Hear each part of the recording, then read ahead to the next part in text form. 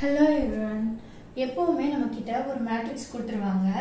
அந்த மேட்ரிக்ஸ் கொடுத்துட்டு தான் எப்பவுமே ஜெனரலா என்ன கேட்பாங்க அப்படின்னா அந்த மேட்ரிக்ஸோட அட்ஜாயின்ட் கண்டுபிடிங்க ஆர் எல்ஸ் அந்த மேட்ரிக்ஸோட A இன்வெர்ஸ் கண்டுபிடிங்க அந்த மாதிரி தான் கேட்பாங்க.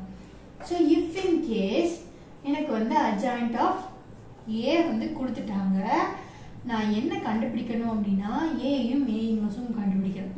அப்படின்னா என்ன பண்ணணும்? ஓகே, ஒன்றுமே பேனிக் ஆக வேண்டாம். இதை கண்டுபிடிக்கிறதுக்கு வந்து நம்ம கிட்ட ஃபார்முலாஸ் இருக்கு. இப்போ எனக்கு என்ன கொடுத்துட்டாங்க அப்படின்னா அட்ஜாயின்ட் ஆஃப் A வந்து கொடுத்துட்டாங்க.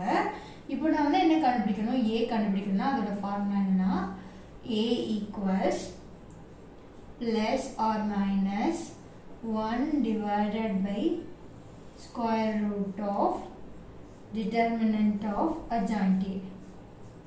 Okay okay, so multiplied by adjoint of adjoint A. See, இந்த ஃபார்முலா பார்த்தோம்னா ரொம்பலாம் பயப்பட வேண்டாம். ஆக்சுவலி adjoint of A ன்றது ஒரு மேட்ரிக்ஸ் தான், ஓகேவா? அது கொடுத்துட்டாங்க அப்படின்னா A கண்டுபிடிக்கிறது easy. So first plus or minus 1 divided by அப்படி இருக்கும். ஸோ இந்த adjoint of A ஒரு மேட்ரிக்ஸ் ஃபார்ம்ல தான் இருக்கும். ஸோ அதுக்கு டிட்டர்மினன்ட் எடுத்துட்டேன்னா அதை இங்கே உள்ள போட்டலாம். ஸோ அதுக்கு ஸ்கொயர் ரூட் கண்டுபிடிச்சா போதும்.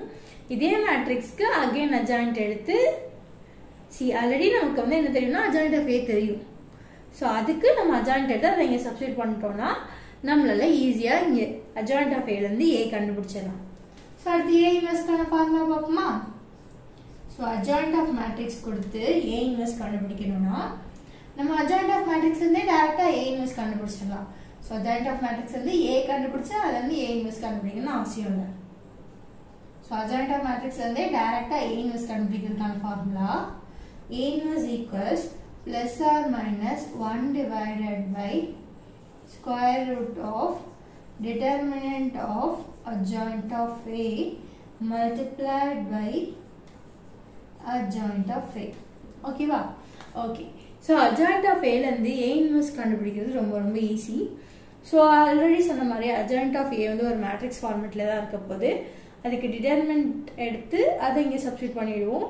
அண்ட் adjoint of A நமக்கு ஆல்ரெடி தெரியும், அதை இங்கே சப்ஸ்டியூட் பண்ணி இதை சிம்பிளிஃபை பண்ணால் நமக்கு A இன்வெர்ஸ் கண்டுபிடிச்சிடும் முடியும். ஸோ இப்படி தான் ஏயும் A இன்வெர்ஸையும் டைரெக்டாக adjoint of Aலேருந்து கண்டுபிடிக்கலாம். ஓகேவா?